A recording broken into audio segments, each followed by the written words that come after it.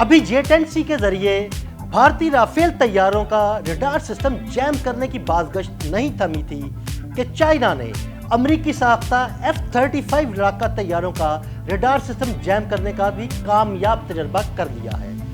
China کی جانب سے تیار کی گئی یہ ٹیکنالوجی کیسے F-35 کا ریڈار سسٹم جیم کرے گی اور یہ ٹیکنالوجی پاکستان کو کب منتقل کی جائے گی، آئیے آپ کو تفصیل سے بتاتے ہیں۔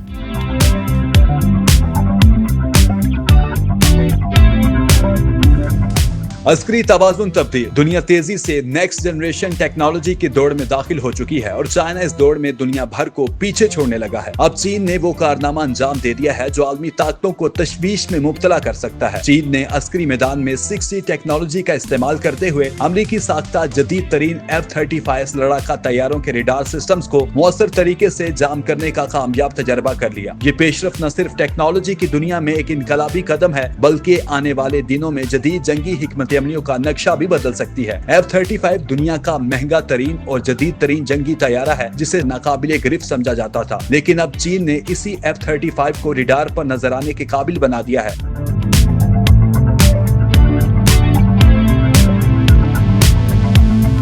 چینی سائنسدانوں نے ایک جدید 6G مواصلاتی ٹیکنالوجی پر مبنی high frequency electro magnetic jamming system تیار کیا ہے جو دشمن کے طیاروں کے ریڈار، نیویگیشن اور کمیونیکیشن سسٹمز کو شدید متاثر کر سکتا ہے۔ 6G ٹیکنالوجی 2030 تک دنیا بھر میں متعارف ہونے کی امید ہے۔ فی الحال چین کے مخصوص عسکری منصوبوں میں تجرباتی مراحل میں استعمال ہو رہی ہے۔ یہ technology tera Heart's frequency bands پہ کام کرتی ہے جو موجودہ 5G یا روایتی ریڈار سسٹمز کے مقابلے میں ہزاروں گنا زیادہ طاقتور اور پیچیدہ ہے۔ امریکہ اور اس کے اتحادی ممالک میں اس کامیاب تجربے پر تشویش ہے۔ دفاعی تجزیہ کاروں کا کہنا ہے کہ اگر چین یہ ٹیکنالوجی بڑے پیمانے پر فوج میں شامل کر لیتا ہے تو نیٹو ممالک کے فضائی برتری کے خواب چکنا چور ہو سکتے ہیں۔ اس سے فضائی جنگ کا توازن بدل سکتا ہے اور امریکہ کے اربوں ڈالر کے اسٹیلتھ منصوبے خطرے میں پڑ سکتے ہیں۔